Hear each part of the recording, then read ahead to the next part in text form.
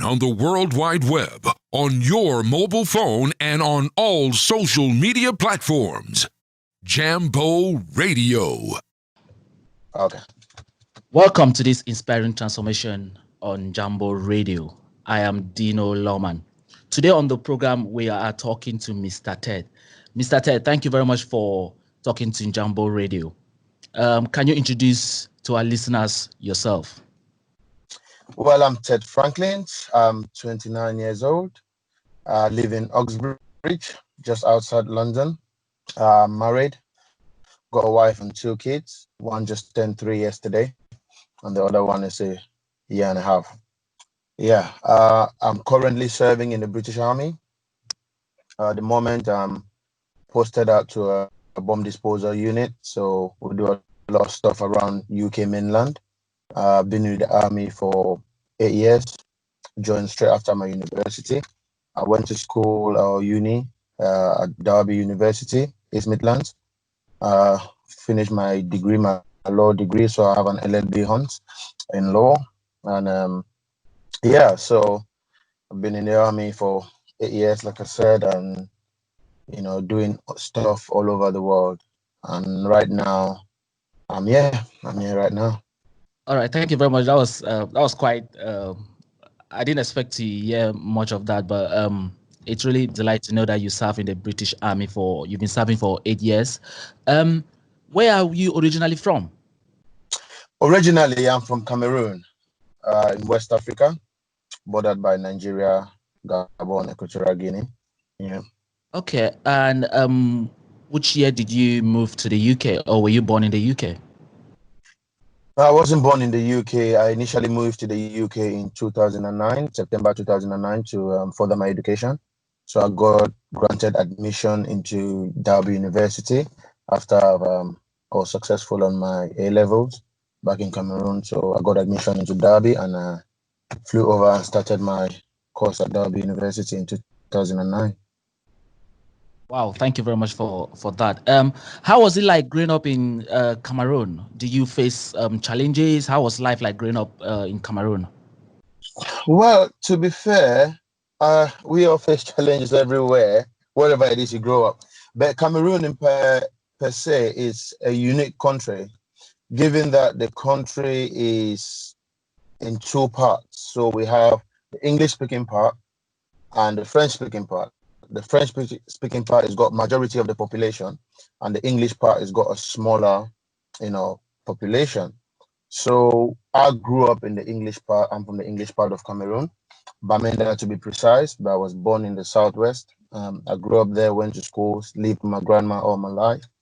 My mom and dad lived in the other side of the country. So the difficulties that we face in Cameroon, apart from the usual poverty and hunger and all of that, it's the fact that even when you come from a well-off, middle class or whatever class we want to call it, but when you come from a well-off place, the difficulties you really face would be different from the difficulties people who are different levels of the class system would face. So for me, I was lucky enough to be born into an all right family. We had everything. We had our food, we got education. So the difficulties we faced were learning and integrating ourselves with the country as a whole. So you from the English part, learning how to speak French and learning to live with the French speaking people, and then associating yourself. So because you speaking 2 languages gives you that flexibility. You're the full all-round Cameroonian. So you have opportunities. So if you were to go play with your French speaking mates, you will be able to communicate with them, as well as the other kids around that come. So yeah, difficulties for me, they were not so much, because at my level I had everything given to me by my family. So yeah, so it was just really the education system that we just had to really work through. All right, let's just fast forward a little bit into your time. You're currently serving in the British Army. Are there any challenges that you face being in the British Army for 8 years? Yes.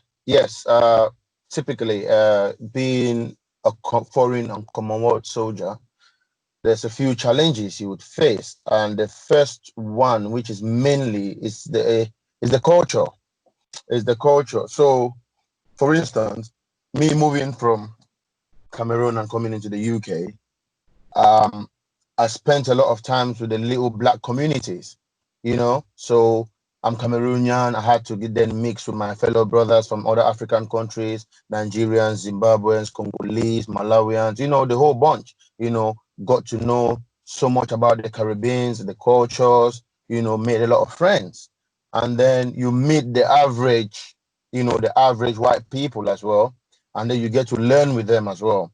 But the shock that you pick from joining the army, you then get a step further into your relationship with other cultures. You understand? Yeah. Back in university, you live in your own house or your own small room, you got your privacy, that good stuff. But joining the army, you get to find yourself living in a room, a 10-man room, a 12-man room with other people. You see, so and there's a lot of things that for me growing up in Cameroon, there's some values, you know, values and standards that we keep. And then you go into another person's culture and they have their own values and standards, which you now have to get acquainted with. You see, so the issue of values and standards was what really struck me. You know, going in there, you know, a joke is a joke. You see, a joke is a joke in that sense, but you will probably not see it as a joke, or you probably don't get the joke. You understand? So, my pa, you know, I call him Paul. Paul could crack a joke, and everyone around you laughs, you know, hysterically, like that was funny. And then you sitting there with a blank expression on your face, and you still waiting for the joke, and you're like, oh, okay, what happened? And everyone laughs at you now, like, oh, you missed it. Is that really it took me a while. It took me a while to get into that, to really understand it. And then you have the usual, like for instance, what's going on now, the whole BLM movement and everything. Being in the army is it's quite a big institution, and it's quite, you know, a significant institution, because you would think that the British Army is an arm of the country that embodies a lot. You understand? It embodies a lot. So you would expect them to keep, you know, their standards as well up there, you know. But like it is with every other individual, you know, you don't really take certain things to the system in general, even though some of us know our systems are really flawed. But you meet individuals who I would say their only chance of actually meeting and interacting with a person of color or a person from a different place, you know, is that chance they have in the army. You see, so you get hit with stereotypes, you know, borderline racism. You know, you have people who drop those subliminal messages, and sometimes you have to soldier on, like they tell us. But you meet a lot of ignorant people. Some people do not even know that the things they say or the things they do are wrong. You see, because they've never been taught otherwise. You see, so is that what that's what I've witnessed being in the army. But all right, it's actually helped. Yeah. All right, Mr. Ted. Just you know, being a Commonwealth soldier in the British Army, what advice will you give, say, a Commonwealth citizen thinking about joining the army? What practical advice would you give to them if they're listening to you right now? I would say, if you are a Commonwealth soldier and you're interested in joining the army, make sure you know what you really want. A lot of times people are not given all the choices, you know, they're not given all the information to make the right choices. So if you're interested, make sure you speak to someone who you can relate to, so that they give you advice, information as to what you want to do. So inquire, ask them questions, you know, so that they can give you all this information, so you make informed decisions. You see, So ask if you want to join, because sometimes they push us. If you go to join, they just push you to probably a job trade which you do not really want. You see, Okay. but because you just, I want to join, Yeah. you end up going into something that you don't really have a passion for, or something Yeah. you were really never meant for. Yeah, so ask, get information from other people you can relate to who have been in there, and then ask for them to guide you on where to go and what to do. All right then. Before we move on to the next thing to talk about, what are some of, or are there any key moment that you can recall from your time in the service? Like, is there any particular thing that stand out or that strike you anytime you think of, you know what, I'm in the British Army? What is that thing that just strikes you out? I don't know. We've had highs and lows, but there's no particular. To be fair, I would talk about my highs. My highs are the moments where I've spent out with a bunch of good lads, serving outside of the country. So be it in an operational conflict or non-operational tour, those moments are the moments where you really see people bonding together, coming and looking after each other. So those are my moments, that I really cherish, the highs really. The lows will always come, but when you think about the highs, it just helps you navigate through the lows. Oh, thank you very much. All right, moving on. I see you're the founder of Rainmaker Entertainment. Can you tell our listeners what Rainmaker Entertainment is? Rainmakers Entertainment is a promotion company, an event promotion company. We at the moment we bring artists, so the performance arts, comedians, um, musicians, dancers from Cameroon to perform in the UK for the Cameroonian community. At this level, that's where we are, but we're looking to grow out of it and go on to other African communities. So I'm in talks with a few uh, artists from the other side of Africa, so East Africa. I've spoken to a few people from South Africa. So it's all about the culture, promoting the Cameroonian culture and the African culture in general. Oh wow, that's quite a big phenomenon entertainment brand that you've got going. What inspired you to start Rainmaker Entertainment, considering that you're currently serving in the British Army? Yeah, while I was back at the university, in my university years, we liked to party a lot. And me and a group of friends, we were always at parties. So you would find me in Leicester, Coventry, Birmingham, Stoke-on-Trent. I was everywhere partying. People used to call me that guy, the light of the party. He's the life of the party. When he walks in when you walk into a place and the atmosphere changes, you know. And then we had a run of bad events where you go there and no, some were bad events, some were just not our place. You go there and you don't get the vibe, you don't get the music you wanted to hear, Yeah. So we then came together. It was a mix of people who came together and said, this is what we want, but we don't get it served to us out there. How about we come together and start something that we dictate, you know? So we came together, a bunch of friends, and we formed Rainmakers back at the university. But when we graduated, the group was disbanded. So I decided to take on it. So I spoke to everybody and said, I'm taking the group to the next level. So I took the name. It's now a company, a big company. And we had a few events last year, 2019. Okay. We had an artist from Cameroon, Magasco. We had a show in Birmingham. Okay. It was for a first event, it was shallow, but that has not stopped me from going forward. I had another event when a really big African artist, DJ Arafat of Ivory Coast, he's one of the greatest the continent has produced. Oh wow. When he passed away in August, I decided to do like pay a little homage, a little tribute to this guy. This guy has been inspiring in the Coupé de Calais scene as well as the French African scene. Yeah. He's broken that bubble and brought a different genre of music that was not really appreciated out in the diaspora.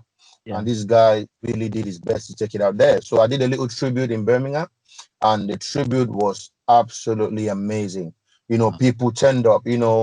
the Ivorians themselves did not even see it coming. So once they had wind of it, they were like, oh my God, that is actually brilliant. It was just a few weeks after he died. So they were like, okay, because some of them were like, oh yeah, we'll do so. But when they heard this one was going on, they came out in their numbers and it was really brilliant. It was an amazing event. All right. I see Rainmaker Entertainment has been for quite a long time, since when you were in university. So can you actually tell us exactly when when you guys came together and formed Rainmaker? Yes, that was 2011. 2011, we came together. We formed a little event promoting group. We used to do events in Derby. We did a few events in Coventry. We did a few events we did Leicester and then up in Leeds. So we worked with a few DJs and then worked with a few comedians at the time. So yeah, that's when we started back in 2011, when we gave birth to that idea. All right, but in 2019, you decided to take, or I say, the mandates to push forward this Rainmaker Entertainment. So, why did you choose? Why did you choose to remain with the name Rainmaker Entertainment, considering the guys you started with in 2011 all left, and now you just wanted to still? Is it like a legacy thing you wanted to continue, or was it just something that you just passionate or inspired by the name? Yeah, when we came together, everyone was bringing ideas about a name to call ourselves, and I was the one who suggested Rainmakers Entertainment. And the moment it came out of my mouth, everyone went, that's the name we're looking for. It's a catchy name, it's a catchy name in the sense when you hear Rainmakers Entertainment, the first thing comes like, okay, what do you do? Is that name that turns heads? He raises eyebrows like, oh, okay. I want to see what this guy is doing. I want to know what this guy is doing. So it was the name. And given the fact that I was the one who brought that name, I thought I'll stick to this name. It has that flair to it. It has that flair to it. It has that ambience to it. So I thought, you know what, I'm sticking with this name. And that's how we are here today. Okay, and I can see the name means so much to you. It's a name that you've carried for so long. So when you were in the you're still currently serving in the British Army. Has entertainment always been your vision? Yes, entertainment for me is a passion. Entertainment for me it's in me. It's in me in the sense that I love that hype. I love to be around a good vibe, So if I was in a party, and I didn't know anyone, as long as there's good music, you would see me on the dance floor. If I was at a party where I knew a lot of people, before you know it, I'm beside the DJ, I'm holding the microphone, shouting out some stuff, giving hype to the party, giving the oomph, So it's just my thing. It's just my thing. I love music. I love good music. I listen to music from every part of this world, honestly. As long as you got rhythm, you got a message, sometimes it's just the rhythm. Sometimes we don't even understand who is saying, but just that rhythm, when you hear a beat that just gets you moving your shoulders, your head, I love it. I love music. I love entertainment, the whole thing, that good vibe. That's me. So, looking at Rainmaker, it feels like it's an entertainment industry where you're trying to promote Cameroon music and African music, and in general. But have you thought of the fact that you're based in the United Kingdom, which is different from the African or the Cameroonian culture? So, how do you kind of like integrate the two together? Well, the fact that we're in the UK, really, I've never seen it as a barrier, in the sense that when I look at the other countries and cultures in Africa who have really broken into the world scene, take for instance Nigeria, now you have Tanzania, Ghanaians, they're all over the place giving us the good vibes. So I'm thinking, why should Cameroon be left behind? We have equally good music, just as good as they have. So why should we be left behind? They listen to Congolese music all over the world. Why can Cameroonian music not be listened to all over the world?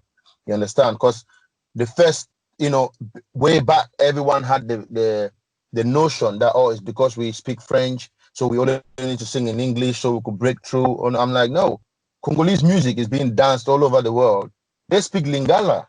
Half of the songs are in Lingala. Not everybody understands, but the vibe of the music, the beat, when Fali comes on, you have people dancing and singing, and sometimes they don't understand the word he says. But it's the good music, the vibe that the music gives off. And we have that in Cameroon. We have good music in Cameroon. Cameroon the culture of Cameroon is so diverse. You know, they call Cameroon Africa in miniature because we have everything in Cameroon. You understand? So I think, why should we be left behind? We can give out the same level of enjoyment in the Afrobeat scene, the same level of enjoyment in the Coupe de Calais scene, you know, everything. We can give the same. So why should we be left behind? So that's why I decided to advocate to promote the culture of Cameroon. And by the grace, I will join other big promoters out there, and then, you know, just keep the African scene going. So in as much as you're trying to push the Cameroon music industry out there, you're also trying to kind of like unite African music together, where we could listen to African music wherever we are, and we don't have to kind of like say, oh, this music is from Cameroon, this music from Nigeria, from Ghana. We just listen to Afrobeat, African music wherever we are. Is that one of the things that you're taking upon yourself to push? Yes. Uniting the Afro scene is the big picture. You see, is the big picture. But I'm really starting with Cameroon because the African scene is already so big, and they listen to a lot of African songs all over the place. When I attend parties from other countries, they play songs. They play songs from Congo, Ivory Coast, Tanzania, Nigeria, Ghana. You understand? But then they don't play songs from Cameroon. And then when you inquire and they ask you, oh, what songs are from Cameroon? Do you have any musicians in Cameroon? You know, what does Cameroon songs sound like? You know, what do they sound like?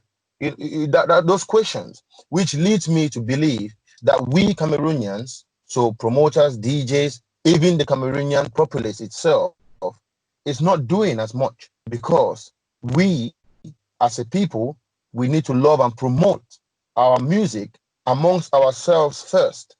Once we hit that barrier and break it, then we can take it, you know, bring it on the table. You see, so we need to take our music and our culture out there for people to see. You understand? Yeah. You know, there's this notion. If you go to a Cameroonian party, if you've ever attended one, you play Cameroon music. You play Cameroon music for what? You know, a couple of songs. You have fellow Cameroonians coming to the DJ and going, change it, play something else, play Nigerian music. You see, those are the things that we need to change. You understand? Yeah. You go to a Nigerian party, they could play Nigerian songs from start to finish, and you will not hear one Nigerian complain. You understand? You will not hear one Nigerian complain that they should change the music. That's the passion and love they have for their culture. So we, as Cameroonians, need to have that too. So, Mr. Ted, do you think there's kind of like a division in the African music entertainment industry? Because you mentioned that if you go to a Cameroon party and they play Cameroon music, some Cameroonians walk up to the DJ and they want it to be changed. So is it something where you think there's a division between Afro-Caribbeans or Africans in the diaspora when it comes to men?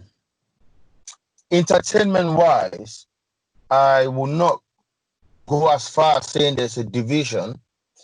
It's just some people are left out, and they are left out not because they want to leave them out. It's because they probably have not brought so much into the scene. You see, not because they do not have, it's because they've not been promoted to that level. You understand? Yep. The African scene is really united, to be fair. It's really united. If you look at the Afro festivals we have in London, the Afro Jam, which was supposed to be in Portimao this summer, it's not going to hold anymore. But if you look at the lineup, it's jam-packed with African bangers. It's headlined by a lot of African stars, you know, Nigerians all over the place. You know, the whole of Africa has got artists in there, you know. So when I pick up the flyer and look at it, and I find that, okay, they've pretty much covered everything, you know, artists from all over Africa, and then we're missing, there's no Cameroonian artists there. But not because Cameroon does not play music, it's because we are not pushing our artists to that level. You understand? There's no Cameroonian promoter out there doing that work. That's our job, promoters. Break through these scenes and go to big promoters. Go to big promoters like, oh, this show is coming up. I would like to join you guys, but I would like to bring a Cameroonian artist onto the scene as well, to perform and bring it out. So the African music scene is quite united within the UK, very united. You understand? But it just needs particular people to step up to promote and put more effort, in bringing certain parts of it up. For instance, now, if I was to say name 3 Cameroonian comedians, you probably know none. I don't even know. You see, exactly, and we'll probably never heard of anybody. But we have them. They've got brilliant jokes. We have them. You see, so it's a thing where that's our goal. That's my goal as Rainmakers Entertainment, to promote that culture to that place where we can call 10 African comedians and a Cameroonian should be on that list. You see, 10 top African musicians listening worldwide, Cameroonian should be on that list. You see, so that's my goal. That's it. It's a passion and a legacy that you're trying to push the Cameroon entertainment industry to be kind of like out there, people to know about it, people should hear about it, people should listen to Cameroon music, listen to Cameroon comedian, watch Cameroon movies, and that is all something that Rainmaker Entertainment are doing. I'd just like to ask you something. How do you manage your time, considering that you're still currently serving in the British Army, and you also have to do this Rainmaker Entertainment businesses, organizing these shows, how do you manage your time? Well, time management, like you asked, is quite big, but my current posting has grounded me because I only do work around UK mainland now, so I have that bit of time where I can concentrate. Whereas if I was posted abroad or deployed abroad, serving abroad, I would not have had that time to run around and do stuff. But because I'm currently grounded mainland, doing operations all around the UK, so I have that opportunity to split my time out and actually do both, run with both. And you've got a family as well, so how do you cope with having to do all that thing together? Like, I'm just asking because I also do other stuffs, but sometimes it can be very it can be very packed, that you end up thinking, oh, I got to split myself together. So how do you cope with family, work, your entertainment industry, and then having the passion to push Cameroon music, Cameroon comedy out there? How do you do that? Like, I'm just literally intrigued to know how you kind of like walk around that, when considering we only have 24 hours a day. Yeah. I wish we had more, but the truth is, you need to have that support. You need to have that in-house support first. And my wife is my biggest fan. Honestly, my wife is my biggest fan. If I listen to everything that my wife was asking me to do, I'll probably be sat up there with Donald Trump, chilling. So my wife is my biggest fan. She's my biggest supporter. She pushes me. She's like, oh, you can do this. And also, it's not too bad when we have social media now. Social media is quite a big platform now. It's really big. It's the key instrument in this business, social media. You understand? So when we watch and talk to comedians, they send material, musicians, artists send their material, we promote, we hit up other platforms, we spread it out there on all our social media handles, Snapchat, the whole thing. And then we meet up with other promoters. We organize little gatherings. For instance, we have one of the Cameroonian artists, Rough K. He's launching a single, which is coming up on the 1st of August. So we've organized a little gathering, so, okay, everybody comes through, get everybody in, get your phones out. Let's do a live session, send it out there, let everybody see, you see. So organizing an event is where the hard part is.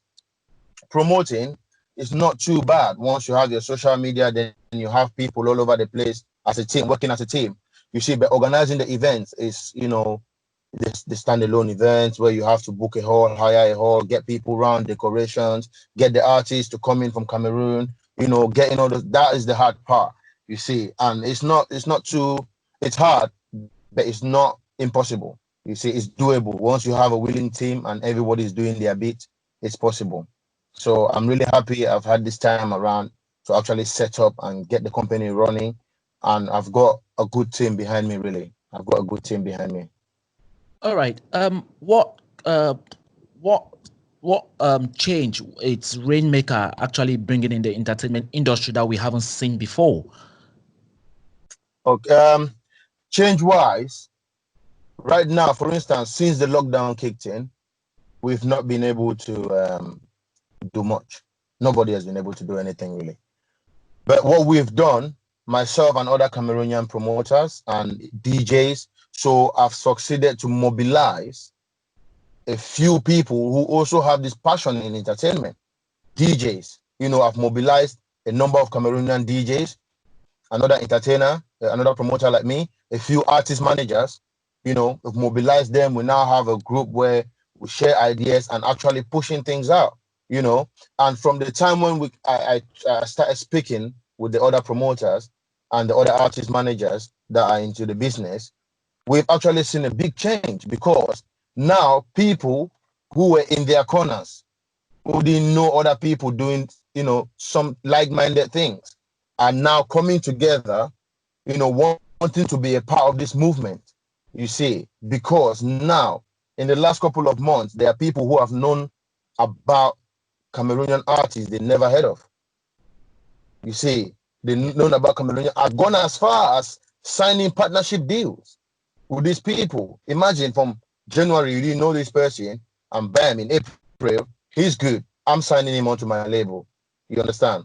That's how much. And just because we've been in this lockdown period, we've all been working, under the shades, under the covers, behind the curtains, just waiting for that, that word, that green light saying go. The moment we get that green light, everything is going to be out in the open. You're going to see us running around, putting up shows, doing things. And that's when you start seeing that change. But right now, the change is happening. It's all behind the curtain.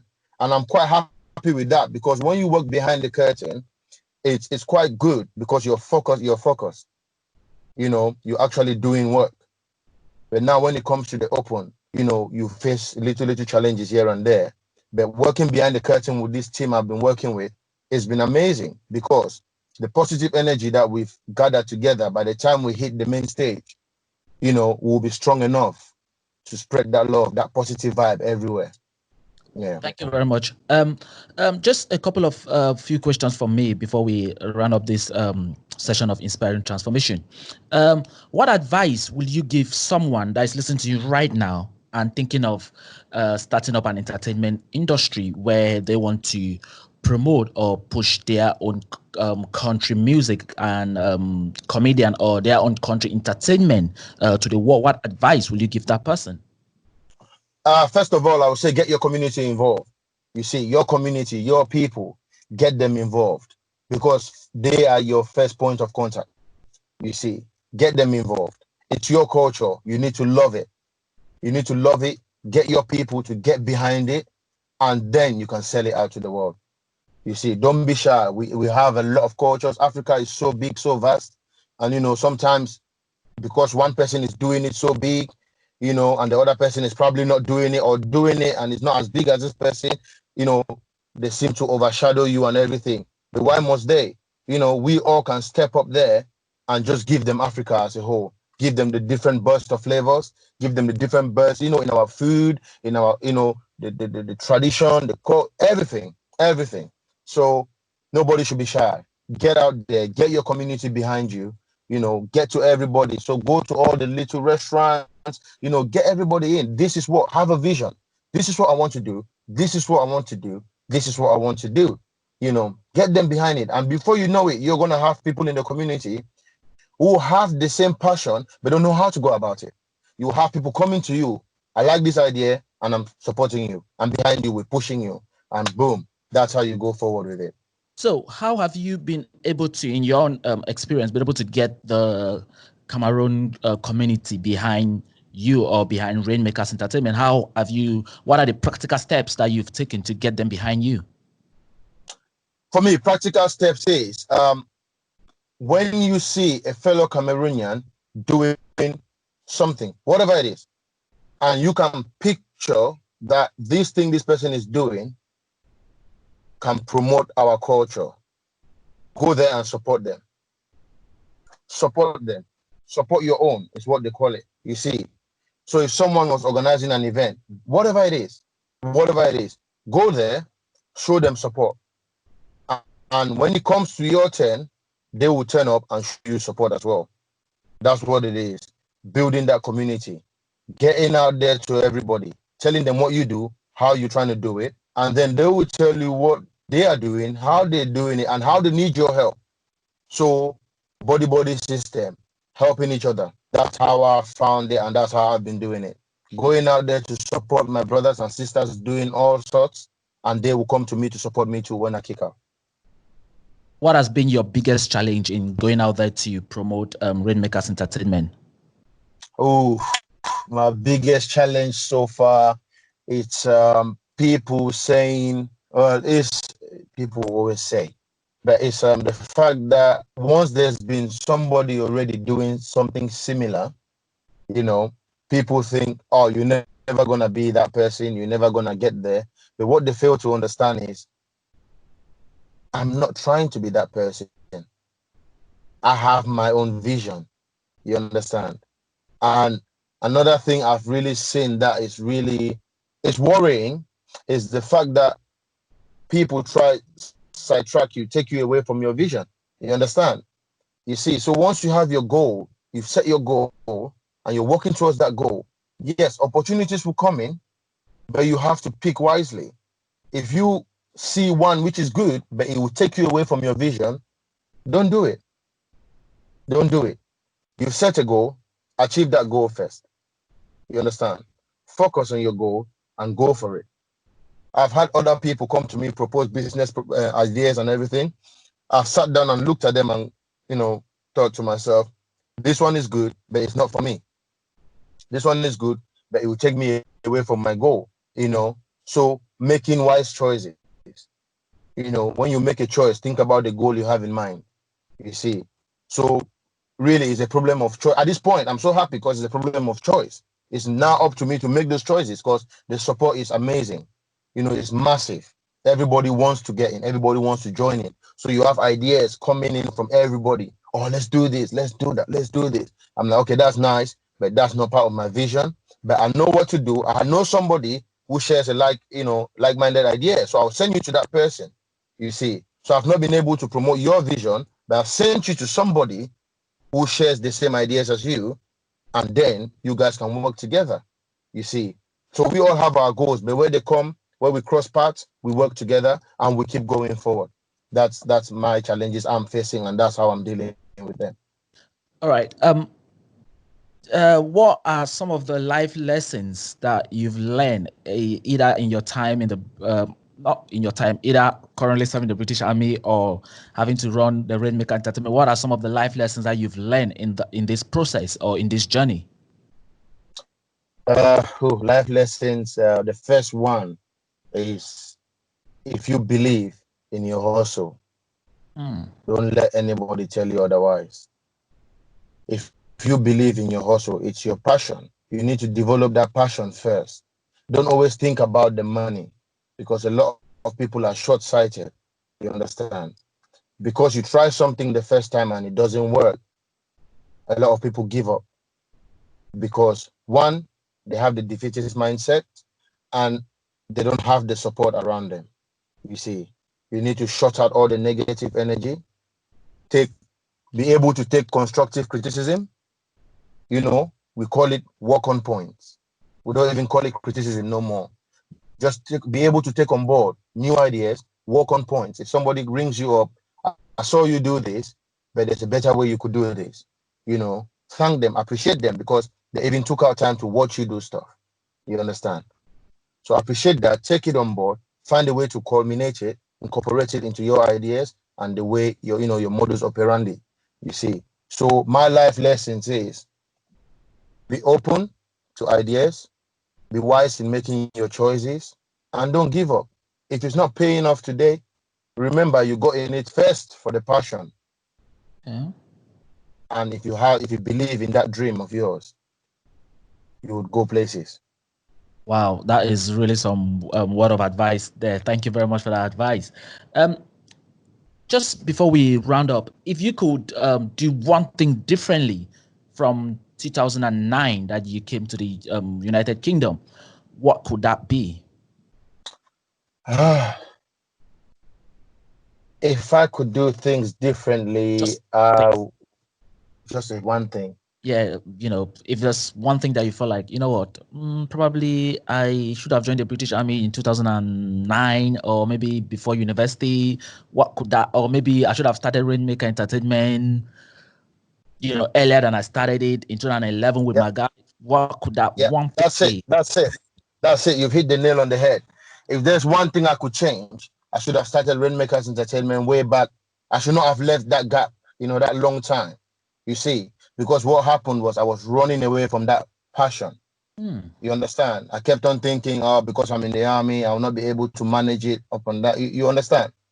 But because it's my passion, it kept on creeping back every time. I remember back in 2014, somebody asked me, it's like, what is stopping you from running a promotion agency or an entertainment company and bringing artists? You understand? What is stopping you? Because you love music, you love parties. You could be doing the same things, but I kept on dodging. You see, so if I could change one thing, it would be I should not really have taken that long of a gap chasing that passion. You understand? I should not have taken that long of a gap. Do you think that is a challenge that a lot of young people from Afro-Caribbean background that they face, that thing where they run away from the passion, chasing other things? Do you think it's a problem that we face being Afro-Caribbeans in the United Kingdom? I would say the problem is not really for the general population. Yeah. It's not really running from me. It's how to go about it. And the first thing is finances. That's what breaks a lot of people, because people have a ton of ideas, you see. So the first thing that stops them or retards that progression of that idea is where do I get the money to do this, you see, and how do I go about it? That's just what keeps a lot of people down. You have a lot of people who have the passion to open restaurants, who have the passion for food. I want to serve people good food. I want to do this. I want to be a tailor. I want to do this. But how to go about it, they don't know. And then the finances, the capital to start, it scares a lot of people away. You see, we have a system here that has been put in place to help young business owners. You see, you could go to your councils, you could go to the government to get little grants, little loans to start. But people don't know that because they have not inquired, they've not gone into research. But we have all those things to help young entrepreneurs and young business owners to kickstart their businesses. So could it be it's the lack of information that we don't have? Or could it be the problem where we are not well informed? Or could it be we don't know where to go seek for the help? Or could it be because we are ethnic minority groups? Or in your own opinion, what do you think could actually be that key factor that is stopping this young Black entrepreneur or these young Afro-Caribbeans that want to start up businesses, want to start up entertainment industries, that want to just literally start up things? What is actually, because you've mentioned finances, and then you've also talked about information, lack of information. So in your own opinion, what do you think is actually the key that if I come to you and be like, Mr. Ted, I've got this idea, but I don't know what to do about it, what advice will you give me? We need to be bold. That's what it is. We need to be bold. If you see someone who is bold, they're not scared of speaking out. You see? So if you need help, be bold to take that step and ask for help. If you need to know something, be bold to ask the right questions to take you to that information. You understand? We need to be bold. If you look at Nigerians, they're naturally bold. We say they are loud, but they are bold. You understand? Look at the Caribbeans. They're bold. They speak out. You see? So we need to be bold to know that I know where this thing is. I need to go there and get it. And if you go and ask the right questions, say the right things, you'll get it. So I think with our ideas, we need to actually be bold to come out, present our ideas in the manner of projects, present a project to somebody who you want to be a sponsor, make him see your dream, make them see your dream. And then off you go, you get the tick, they're behind you. You get your support, you get your sponsorship, you get your grant, you get your loans, you understand? So I think that first step comes from within. You need to take that first step. The system is already there in place. So we, as the various individuals and communities with those ideas, we need to be bold, be able to come out and speak out and say, this is what I want to do. I'm going to grab it and, push it forward. That's my advice. We need to be bold. All right. One last question from me. Where do you see Rainmaker Entertainment in 10 years? Rainmakers Entertainment in 10 years.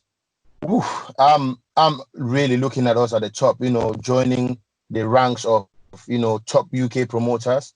I want Rainmakers Entertainment to be that go-to when you hear a Cameroonian event is happening somewhere. Rainmakers Entertainment should be involved. Rainmakers Entertainment should be that go-to. I want to be that first Cameroonian promoter to take Cameroonian artists to Afro Jam festivals.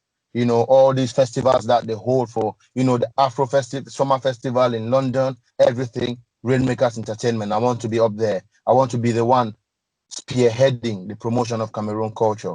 That's where I see myself in 5 years, not even 10. Yeah. I see you like your country, Cameroon, so much. I do. Is there anything else you would like to share with our listeners? It could be a word of advice. It could be, I'll just say, keep supporting the people you see vision in. Don't let somebody's vision die because you didn't give your support.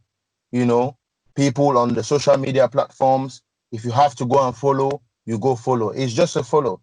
You understand? If people follow you and you're in a position of, influence, follow them back, promote them. It will cost you nothing.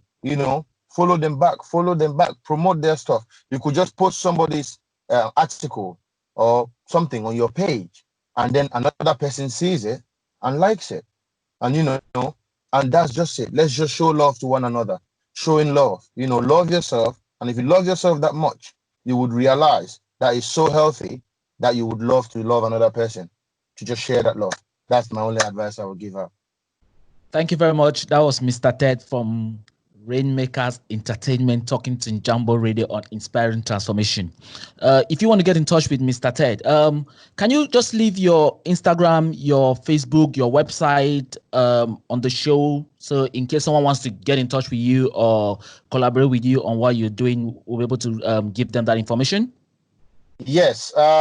You could catch me on Instagram on Rainmakers Entertainment on Instagram, on Facebook, Rainmakers Entertainment, on Snapchat, Rainmakers Entertainment, as well as you could catch me on my website, www.rainmakersends.co.uk. So you could reach me out on all of these handles. Once this goes on the Facebook page, I'll be out there and I will put it I'll send a link to the Jambo Radio's page and I'll post it out there. So if you go, look me up, click, like, follow, and I'll follow you back and let us spread the love. Thank you so much. Thank you very much, guys. That was Mr. Ted talking to Jambo Radio. On the World Wide Web, on your mobile phone, and on all social media platforms. Jambo Radio.